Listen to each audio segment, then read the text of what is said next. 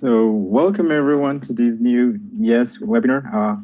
It's an honor to introduce Professor Ingmar Blümcke. He is a full professor and director of the Department of Neuropathology at the University Hospital in Erlangen, Germany. He's a neuropathologist specialized from Germany. He went to the medical school at Kiel in northern Germany. He graduated in 1991. And then he went to Switzerland for a postdoc fellowship at the Department of Histology at Freiburg. He started his residency at the Neuropathology department at the Bonn University with Christian Elger and Ottmar Weissler. And after 8 years in Bonn, he finished his PhD, and now he's a full professor for neuropathology and director at the Department of Neuropathology at the Erlangen University since 2002. He has more than 300 publications in journals, including New England Journal of Medicine, Nature, Cell, and Acta Neuropathologica, and more than 15,000 total citations with an H index of 66. He's the chairman of the Neuropathology Task Force from the ILAE, and he has published several classifications from cortical dysplasia and hippocampal sclerosis, most of the two relevant epilepsy-associated human brain lesions.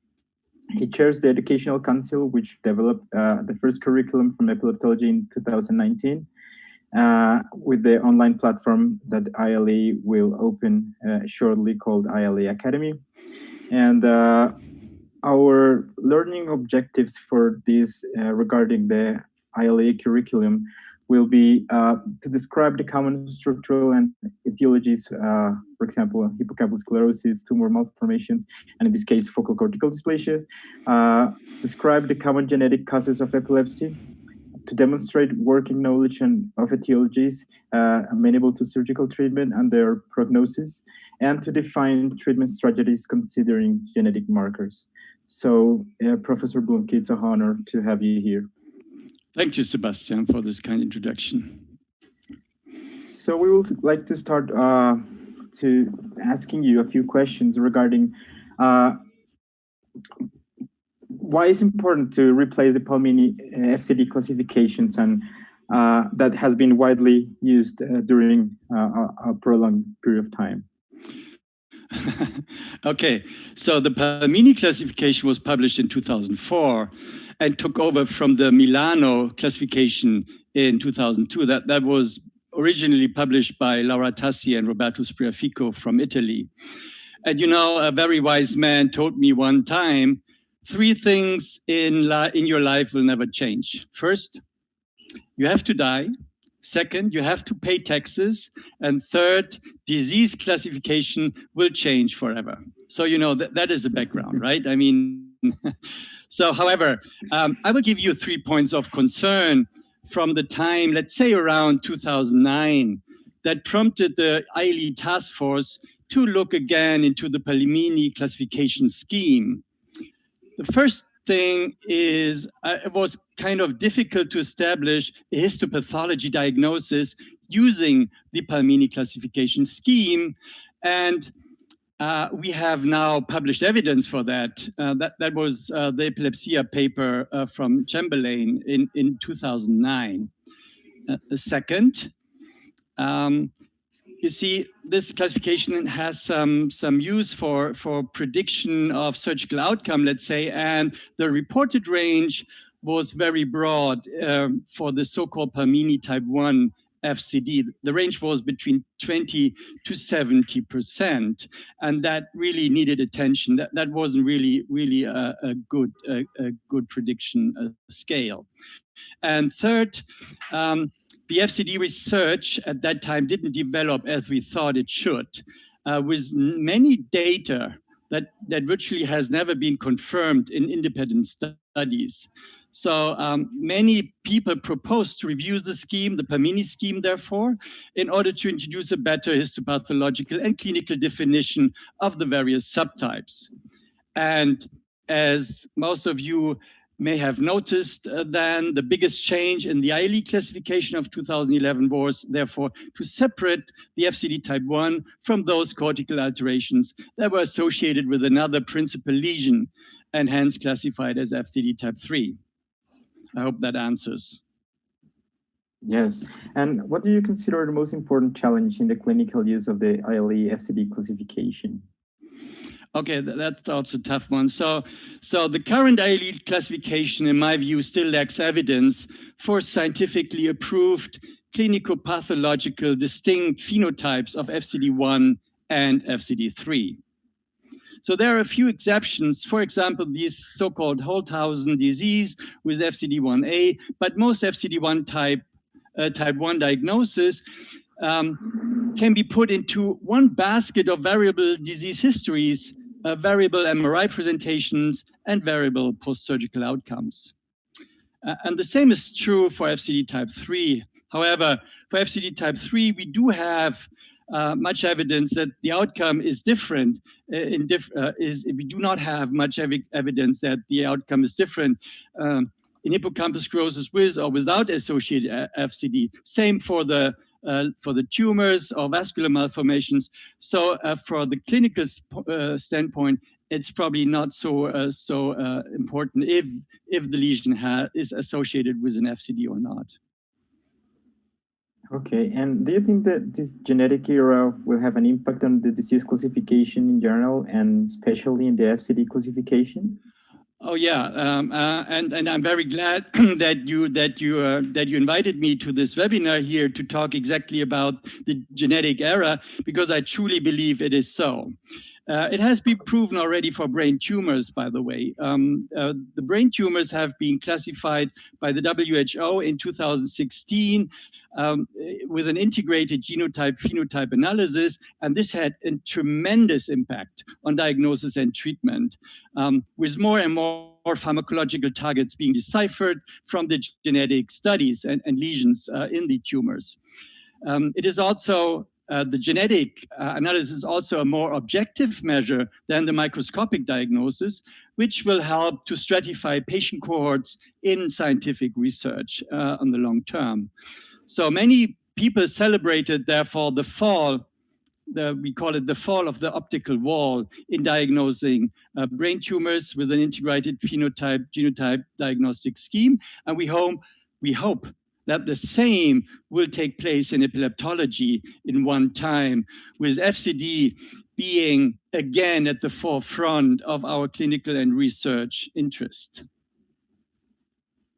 Okay, great. So maybe we can move forward to your presentation. Good. So welcome everybody. It's a really big honor to be here with you this afternoon. So afternoon German time. It's probably in the morning in Latin America. However, it's my roadmap is in three parts. And it's this old wedding habit to take something old, something new, and something blue. And funnily enough, the blue with the umlaut here is a part of my name, so I like that very much. However, the old one, the first part, should have been accompanied with a Kahoot quiz asking you about your general knowledge of the current FCD classification scheme. And that would have been probably a very nice interactive introduction to the topic. However, we met with Sebastian and Manuela a couple of minutes ago, and we figured out that the Kahoot is not streaming well on the YouTube channel. So I'm sorry, but we cannot play a Kahoot here today. So I will change a little bit that topic, showing you again just the current classification scheme, and I will not go into all the details of what is type 1, what is type 2, what is type 3. But I will give you a little story, let's say, from a very old wise man living in the 19th century in Berlin. That is Rudolf Virchow. I'm not sure if you can see him here. This is Virchow, and he is kind of a godfather of modern medicine because he at this time he developed this concept and dogma now that everything comes out of a cell. So, and every disease has a cellular correlate. And once you can see that correlate in the microscope, you can prove it, you have the confirmation of your diagnosis. And that holds true, and that was really the foundation of modern medicine. And these, and as an example here from our epilepsy cohort, this is a dysmorphic neuron.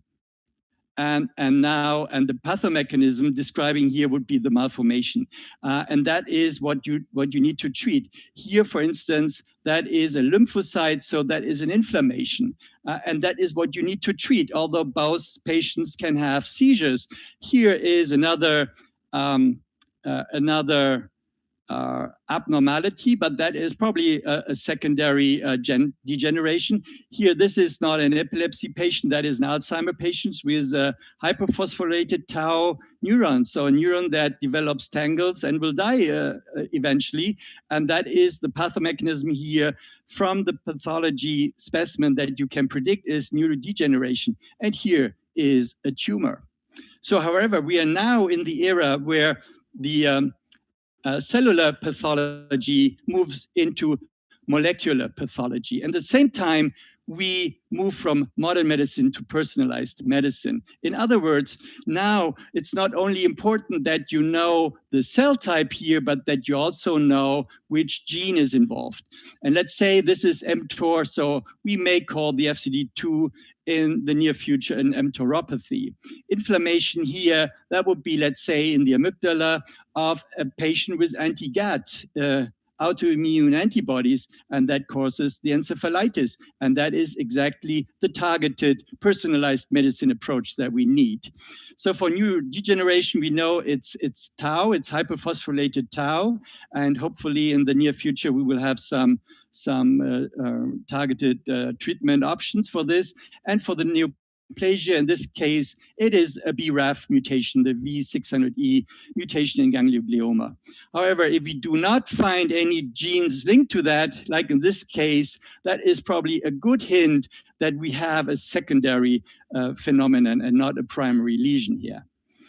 Good. So that is all I wanted to cover instead of our nice Kahoot quiz.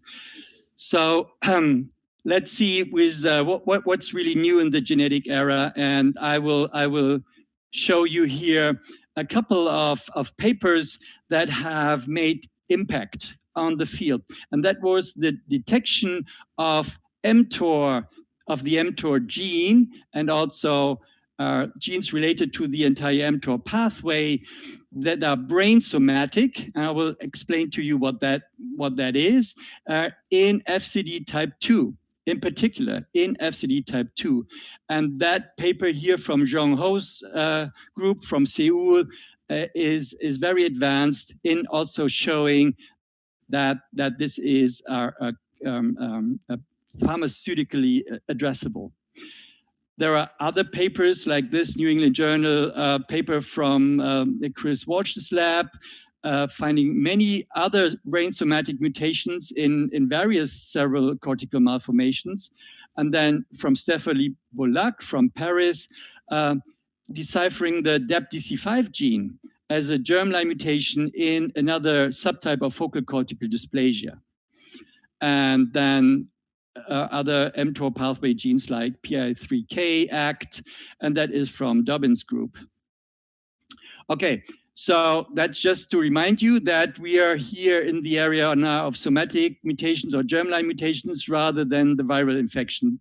There has been some publications showing human papillomavirus in FCD type 2, but that has not been confirmed. So that is just to remind you that we are not dealing here with a viral infection, but really with brain somatic mutations. Good. So I will demonstrate now two papers that I find particularly worth to understand the impact of genes in classifying MCDs, malformations of cortical development, in particular the FCDs.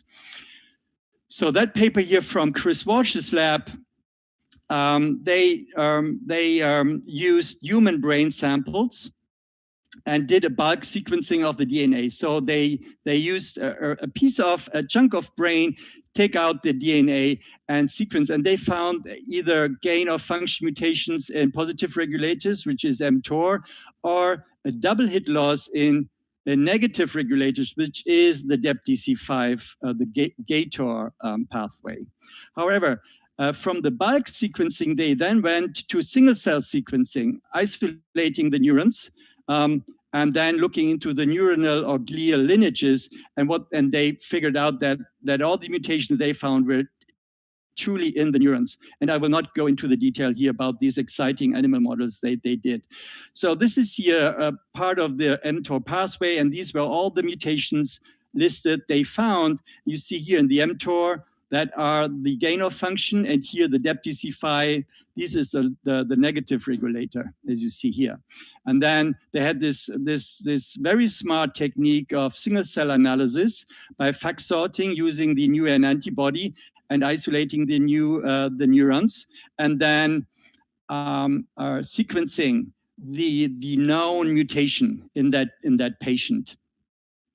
So they came up with, in principle, with 4 patterns. One is germline only. So these are usually big lesions that are from the inception, and then they have a mosaic of germline and somatic, and then they have somatic, and that could be either a large one or a small one. So how does that correlate with neurodevelopmental, the knowledge of neurodevelopment we have?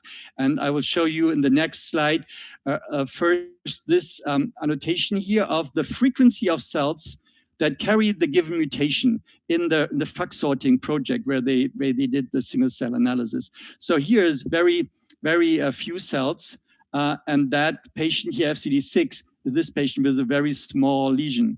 So it directly correlates with the number of affected cells. And in contrast here, this very large lesion here has almost half of all cells were affected. So it's very important to understand that the timing is also important, and that FCD and hemimegalencephaly is probably one disease continuum based on these genetic information, and that the timing is important when the mutation hits. So remember, you have the brain development, where you have the neuroblasts starting from the subventricular zone and then migrating and developing and dividing and migrating, dividing. And we have probably about 30 mitotic cycles. And the later the mutation hits that precursor cell, the smaller the lesion is, and the earlier, the bigger. And of course, when during the inception, that will be a germline. And here, these are the brain somatic. So it's around maybe 13th, 14th week that we see these kind of lesions here. Good. So the second paper I wanted to discuss is from Stéphanie Boulac's group in Paris. That was published last year by Sara Baldassari. And I think that gives a very good framework to this lecture here.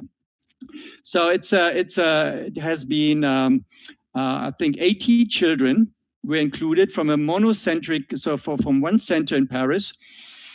And all of them were histopathologically confirmed to belong into the group of malformations of cortical development. In particular, these malformations, then the FCD type 1, FCD type 2, and hemimegalencephaly. So this is here what happens. So you have surgery, you have a brain sample, and then you divide it to paraffin embedding, formalin fixation, or frozen. And for the paraffins, you do the histopathology, and the frozens, you do the genetic testing. And you have different possibilities now. There's a nice efficient framework described in that paper. And what they found were almost 60% of the FCD2 group with the HME, 60% of all the specimens showed a mutation, and most often here in the mTOR, and the one that has been originally discovered. So almost 1/3 of all mutations were found there. And then a new gene popped up, the SLC35A2, that has been assigned to MMCD, FCD1, but that's probably too early to tell. So 63% of these patients have a proven mutation that is pathogenic, and I think that gives you a very good impression where we are at this time. So we are not at 100%. It's still a very difficult situation. Maybe we have to look into more than just mutations, maybe also into losses or translocations.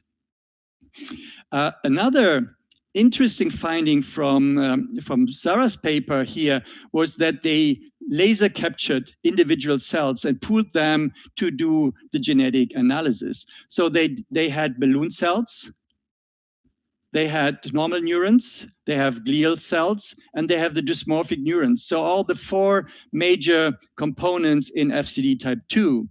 And what they confirmed, also that has been shown also by Chris Walsh in the Cell paper, was that the mTOR mutation is present in the dysmorphic neurons and in the balloon cells. That's for sure. So these two major cell types carry the mutation. It's not really visible in the glial cells and in the normal neurons. And another interesting finding here was a double hit, and I probably we have not time to explain that in more detail, but that is a loss of heterozygosity here compared to the blood of the same patient. That is also brain somatic, and that was only in the dysmorphic neurons. So the Dept DC5 germline case had a mutation and a loss of function mutation in Dept DC5 and a loss of heterozygosity in the affected genes. So we have a somatic second hit pathogenesis here, and that is probably why these lesions show such a broad variability. And it's the devil here is in the detail, and it will take some time to decipher all these genotype phenotype analysis. Good. So to summarize this second part, that I believe genetic testing in the FCD spectrum is possible and efficient, and we are now in the range of 60% of positive findings. The double hit findings need further clarification, as they are probably the key to understand the variability that we have, and that we probably can identify specific clinicopathologic and genetically defined etiologies, like the Dept DC5 that has been, I looked up all the literature, it has been described with the exception of one single case in FCDA only, 2A only, and that's a germline. So that is something we have to watch closer. And I believe in the future there will be a big movement and a big breakthrough in understanding the FCDs. And finally, that an integrated genotype-phenotype classification becomes feasible. And I think I mentioned that briefly, that this happened already with the brain tumors. You see, we have this integrated genotype-phenotype classification for brain tumors, and it has been a big thrive and big move towards new pharmacological treatments, chemo treatments, and so forth. And we hope we can envisage that this happens also in the arena of epileptology, with FCD being the forefront player here. Good. So I don't know if there are already questions. So I ask Manuela and Sebastian if you have collected already some questions from the audience. Yes, there's one question regarding does genetic abnormality like to predict a prognosis in epilepsy surgery? No, not to my knowledge. No. So it helps to clarify the diagnosis post surgically. That is more likely, within the FCD type 2 spectrum. However, let's think about the following situation. You have an FCD in the central sulcus, and that is on the dominant hemisphere. And then the surgeon cannot remove the lesion completely, okay? I think we all agree that that is the most typical scenario for surgical failure. You have to spare motor function or Broca in the frontal lobe, so you cannot remove it as you wish. So but you have procured tissue and we can do the analysis. And then we find the mTOR mutation, and there is already an mTOR antagonist available from pharma, and that would be the solution to that patient, because the anti-seizure medication makes him rather sleepy than really fight the underlying etiology. So the underlying etiology is an mTORopathy, and the moment we have pharmacological drugs that target exactly the underlying genetic course, I think we're exactly in this arena of personalized medicine. Does that answer the question? I hope so.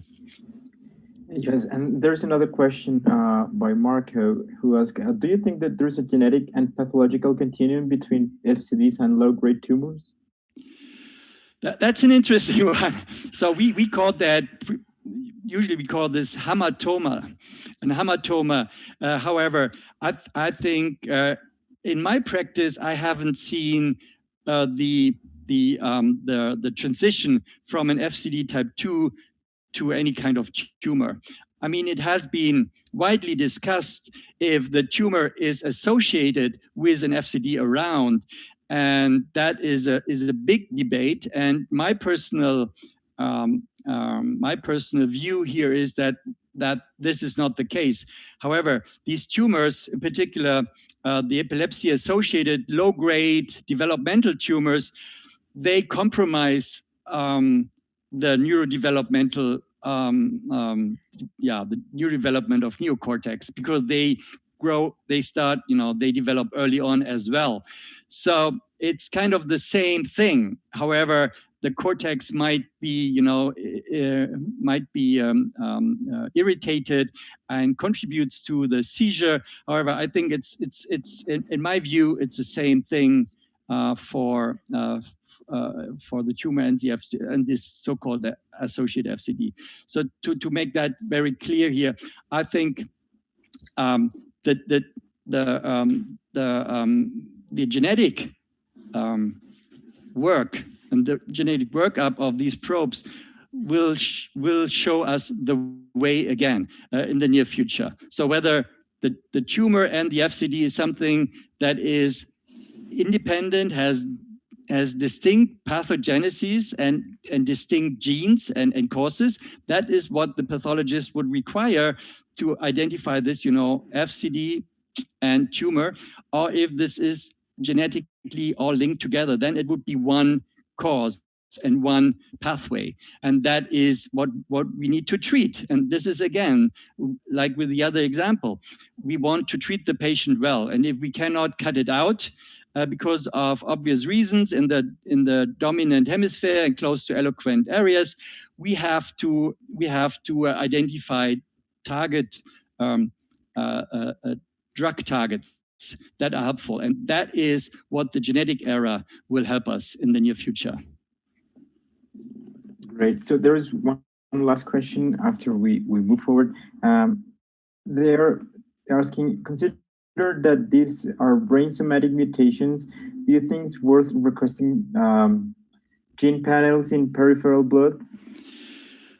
Well, the peripheral blood is something we can access easily, right? That's the wish. So I think we can talk about this question a full hour. Let's put it like this. With the example of the Dept DC5 gene that has been germline, that would be readily identifiable in a blood draw. And it is associated with FCD2A. And for some of your experts listening here, you may know or may recognize that the 2A is sometimes quite difficult to identify. So in other words, if you identify a Dept DC5 mutation in this patient, that would give you another good clue that you're dealing with an FCD2 in this patient, and that could, inform your decision towards surgery. However, there are more than just genes from the leukocytes that you can claim from the blood draw, like small vesicles or that contain microRNAs and many other things, proteins and other biomarkers. So that's really a big question, and I believe I shouldn't touch it here and stop here. It's again something that we have a very that we look at. Of course, everybody is interested to identify these biomarkers from peripheral blood before you go to surgery, right? That you know already what's going to be the outcome. Thank you. So maybe we can move forward to okay. So yeah, that was the third part now, and I would just go briefly introduce something that I personally find relevant in the last couple of months or years. And first is the work of Katya Cobo from my lab. Here, you may know she's also a very active Yes member. That she looked into the DNA methylation signatures of the FCDs here, collecting a number of FCD specimens, similar to the approach of the Paris group with FFPE and also the fresh frozen, and then did a whole methylome analysis. So genomic DNA methylation, not the fancy EPIC array technology from Illumina. And what you can see here, these are the controls. There is a very clear signature of all the FCDs, and that goes into a very precise classification scheme across the different FCD subtypes. So I think that is something for the future, that we can use this tissue and also use paraffin tissue that is much more easy to access and to store and to archive and to retrieve, and come up with these kind of classifiers here. That's something for the future, and that is also very much linked to the genetic area. And again, we have this now for the brain tumors. I haven't put that due to time issues here the slide on, but there is a Nature article from the Heidelberg group in Germany who studied 8,000 brain tumors and come up with a very elegant classification scheme that is freely accessible online. You just have to upload your array data, and you come up with a classifier diagnosis. So the brain tumor field is again ahead of this, and we are trying to catch up. So the second new thing I wanted to talk about is deep learning, artificial intelligence. So that's obviously something that is very, very useful for imaging analysis and digital pathology, as we can scan our slides into a digital pathology platform, microscope, digital microscope, and then ask these convolutional neural networks to make sense out of it. And that is a paper from my group, and the senior author here is Samir Jabari, and the first author, medical student, Joshua Kubach, who developed a deep learning algorithm to histopathologically differentiate FCD2B from cortical tubers. And that sounds trivial, but it is not, because usually the pathologists don't know anything about the clinical history, first of all. And second, the cortical tubers share the same histopathology hallmarks than the FCD type 2, which is the balloon cell and the dysmorphic neuron. So, however, they programmed these algorithms and trained them and trained them and trained them in hundreds or thousands of tiles. So a total of 50 patients were studied, and they come up with a very good algorithm. And this algorithm will be also made available online, free of charge. So this is something we think the future is, that you try to use artificial intelligence and these convolutional neural networks to identify hotspots of the slide, identify signature cell profiles that clarify which underlying cause it is. And that would help all these pathology people around the world that do not have access to regular learning and teaching, and may also not see so many cases a year or in their lifetime. So I think that is something also you have to carefully watch out that's going on. And I know that the same approach is now playing a role in imaging, neuroimaging with the MRI data. You can feed these algorithms with MRIs and they come up with some very smart suggestions of what they are looking for, what you're looking for, and how big or how large the lesion is precisely. Good, and then my last part here, and I probably have 5 minutes or so to introduce the new histopathology entities that have been not really recognized in the current FCD classification scheme. The scheme is, the ILAE classification is published in 2011. So we started working on this in 2008 and 2009. So it's more than 10 years. And the question is if we should think about an update that probably comes in next year. And to be honest, the ILAE asked us already, and we have and built a new FCD classification update task force, and we are supposed to suggest the update next year. The good news is there will be no big difference from the 2011, but we are discussing the impact of these new findings, more refined definitions, and questionably if we should recognize the genetic findings that have been so prominent and have been confirmed by so many different labs around the world.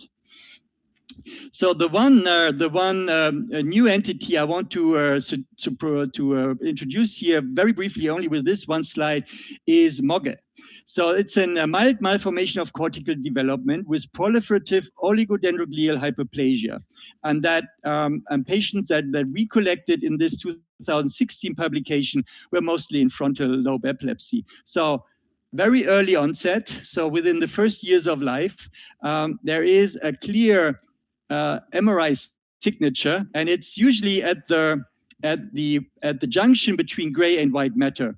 And in this junction map here, you see this highlight here, and that is why we became involved, because many people sent us their specimens saying the MRI showed something that looks like FCD2 and the pathology report reads negative. So I do not show here a pathology slide, and I think it wouldn't matter, however, but that is an entity that is very interesting, and it has been now confirmed in, I don't know, 50 or more cases just here in Europe, and I'm pretty sure there are many out in your countries. So whenever you see something like this, and there are a couple of publications now out, and watch out for this. Then the bottom of Sarkis FCD type 2, and there has been this nice awarding lecture last week, was it, I think, from the ILAE prize-winning symposium from Zhong Ying, and showing this nice slide. That's fluorescent immunohistochemistry of a full slide with 4 different colors. And I think it shows you nicely here, the bottom of the sulcus. So, sorry, this is the surface, the peeled surface, and this is the sulcus here.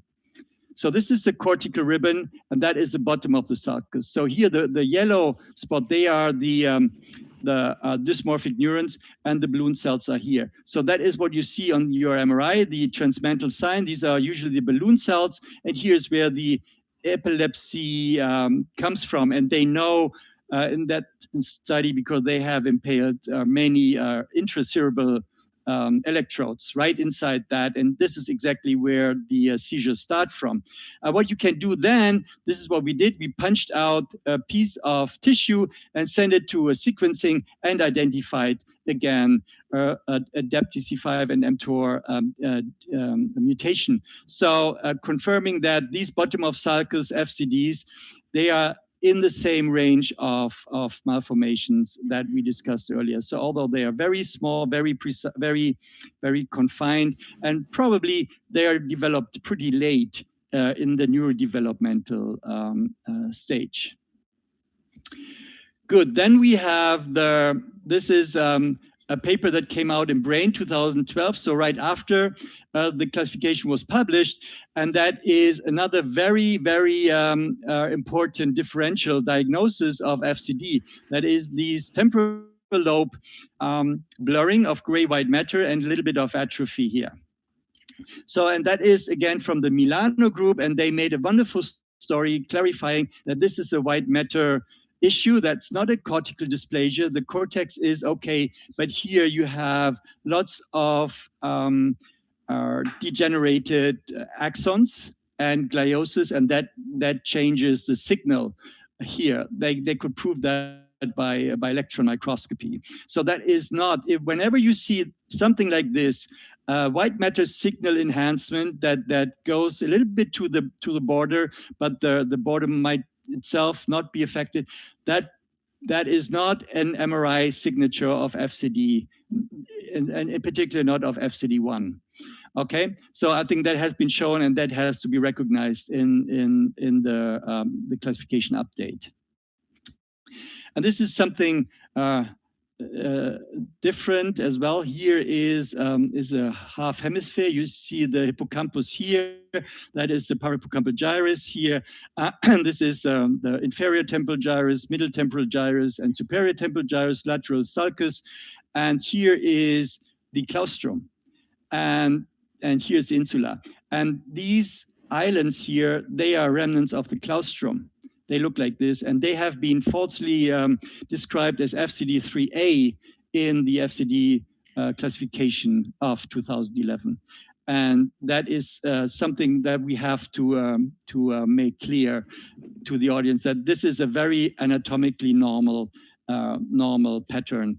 And you see that, no, unlikely you, it's probably the resolution will not help here, but it's in all of us, right? It's nothing that we should be concerned of.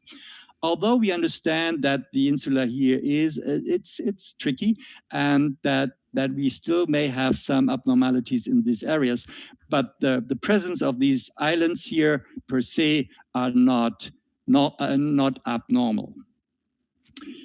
Good. And lastly, that is an original figure. I think it's figure 3 or 4 from the ILAE classification paper in 2011.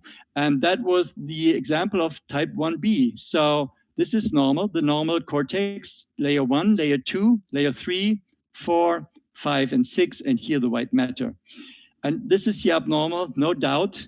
But here, that is this layer missing. You see that layer 4 is missing. It's completely missing. And we thought at that time, this is a perfect example of the type 1 FCD concept, that you have radial microcolumns as type 1A pattern, and the horizontal layer missing concept of type 1B. However, it turns out that this is FCD type 3D. And why is this? Because Dandan Wang from Beijing, she sent us, I think, almost 20 of these cases, and they all look very same. You see this layer 4 missing? layer 4 missing. Here's gliosis. Here is missing. Here's the MEP2, and here the new N. It's missing. It's missing. So and she discovered that this was a remote hypoxic ischemic injury during birth. Could be also hypoglycemic injury. That wasn't quite sure from the patient files. However, that occurred only in boys. Let's see, I think that is the summary here, published in Epilepsia 2017. So we have to correct this. This is not FCD type 1B, it's an associated FCD that occurs in males with an early birth trauma. And that is definitely something, and we are probably, I'm not sure if you find some genetic markers here. However, so that would be a kind of a brief overview of what the update could be. Now we remain with ABC, 2A, 2B, the 3A, B, C, D. Well, that's all the same. However, we have these white matter lesions. That is the Mugga, and the mild malformation of cortical development, which is still in the Palmini, and that has not been transferred to the ILAE in 2011, but we should do that. And then maybe also to give the pathologist the choice to choose a not FCD, that if there is no significant lesion, that acknowledging all the different Brodmann areas that we have in our cortical ribbon, and if in particular the anatomical landmarks are not there. Good. So I'm done. I hope that was not too fast, and a little bit on genetics, a little bit on pathology. I would summarize that our understanding of FCD2 in particular has greatly improved in the genetic era. We will probably know much better about the cause, the pathogenesis, and the pathomechanism of FCD2 here. However, there still is very little new information about FCD1 and 3. And in particular, the FCD1 subtypes, which are often a cause were often asked by the audience, they lack a comprehensive clinical phenotype, imaging characteristics, and the molecular or genetic biomarkers. So this is something we have to take on for the next decade, but for now, I think we made a major improvement here, implementing the genetic data. And let me thank all the collaborators, and that's just from the Bonn group, from the Cleveland group, and from Australia. And yeah, Sebastian, now it's up to you. Do I have time to make a little bit of advertisement for our summer school next year? Because you know this year the summer school was, of course, because of the COVID-19 pandemic, was canceled.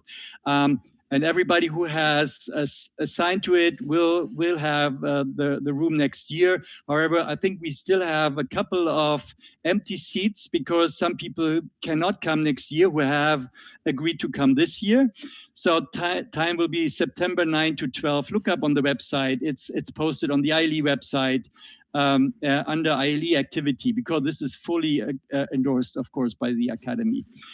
And then now it's a very exciting moment to maybe you're the first to know that the ILAE Academy will launch in 2 weeks from now.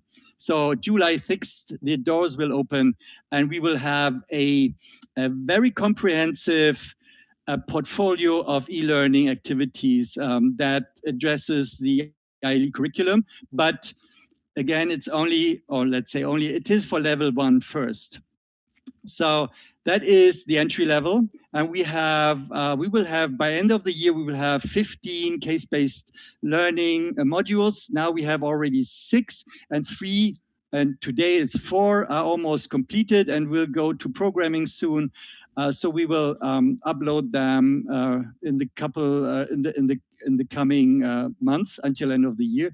We have a full set of 50 eBrain sessions produced by the by the UK Joint Neuroscience Council. And then we have a very new MRI teaching platform that uses the readers and the viewers, has been programmed with exercises where you have to find anatomical landmarks and you have to find the lesions and tell us where the lesion is. And you have a histopathology tutorial. That's only to listen. These are videos and with some exams at the end.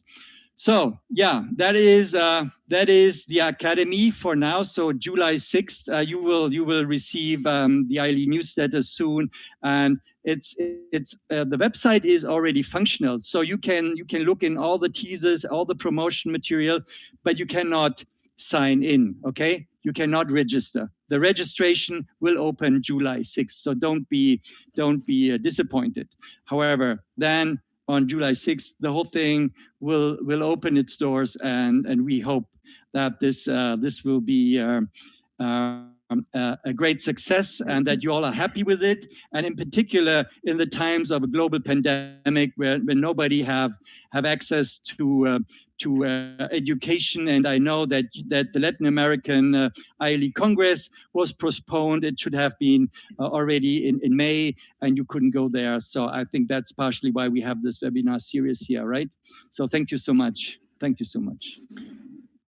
Thank you, Professor Blümcke. This was amazing, as always, hearing from you regarding FCDs and classifications. We have a few questions. The first one, do you think it's possible that somatic mutations change seizure presentation? I'm not sure. That's a difficult one. I don't know, but what we know is, and I would refer again to read the publications of the Seoul group from South Korea, Jong Ho. I think he did the most exciting job here to identify the mutation that was inserted in a neuron and in a glial cell. Let's say a BRAF mutation in a ganglioglioma. So in the glial cell, the BRAF mutation turned the glial cell into a neoplastic lineage, and in the neuron, it turned into an epileptic phenotype that was before. So yes, the answer is it can be, but we have maybe so many different mutations that this is kind of a big job to decipher. Okay. How close do you think we are from depicting genome or epigenome profiles from FCD from MRI images using deep learning models? So for the neuroimaging, there is, I know that the big groups like in Montreal, the Bernasconi group, they are working on it. So I think they have probably already developed a deep learning algorithm. I don't know how fast that will come into clinical practice. I mean, that's obviously something, it has to be FDA approved, and the sensitivity, specificity, things here are really important, and that the deep learning algorithm does not over classify, you see, and overreact. So but it's coming within the next 5 years, I'm pretty sure. Okay, there's another one. Do you think there are differences between epileptogenesis between FCD type 1 or type 2? The epileptogenesis. So that's also a very, very difficult question. Well, let's start what we know. So by impaling Dept electrodes like stereo EEG, we know exactly that the FCD2, where the neurons are, where the dysmorphic neurons are, this is the area where the seizure starts and where all the ictal spikes are. So we have studied that in our own series and submitted that. It's under review in a series of FCD2s and really measuring the number of glial cells, normal neurons and dysmorphic neurons and balloon cells, and that was overwhelmingly clear that it is the dysmorphic neuron. And the same was in the paper of John Ying in their series of bottom of Sarkis.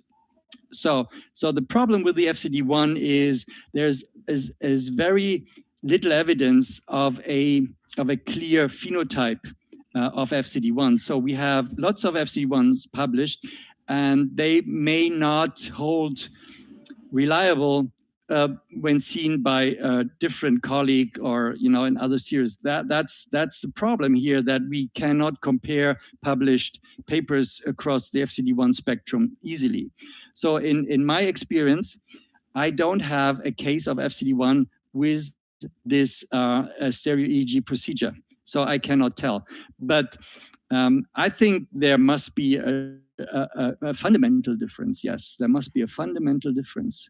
And I think the FCD1 is not so sharply demarcated. I think that is probably the answer to that question. So the FCD1s, you have to expect probably a situation where you cannot resect a single focus of FCD1. You rather has to disconnect. So that's probably why most patients, the kids with FCD1 went to hemispherotomy rather than to resection. Make sense? I hope so. Yeah, and one last question. Is there any specific mutation at the MOG? Well, that's too early to say. Yeah, I think we have some slight idea of it, but it's too early to tell here. So excuse me. I will give you a hint once we really confirmed that information. Okay, fair deal. Yeah. Okay, so thank you again for this amazing presentation. Thank you for your talk. Yeah, thank you for the invitation, and thank you everybody for listening and joining in. And if you have any other questions, you will find my email. Send it to me, and don't forget to register at our summer school. And I'll have to talk to Dr. Sanders from Brazil about the Brazilian summer school. We have the neuropathology neurosurgery summer school is alternating between Germany and Brazil, and we will probably have the next Brazil summer school then in 22 and not in 21, however. But stay tuned. The information will be online available through the Academy and the ILAE education website. Okay, thank you guys. And great, thank you. Stay safe.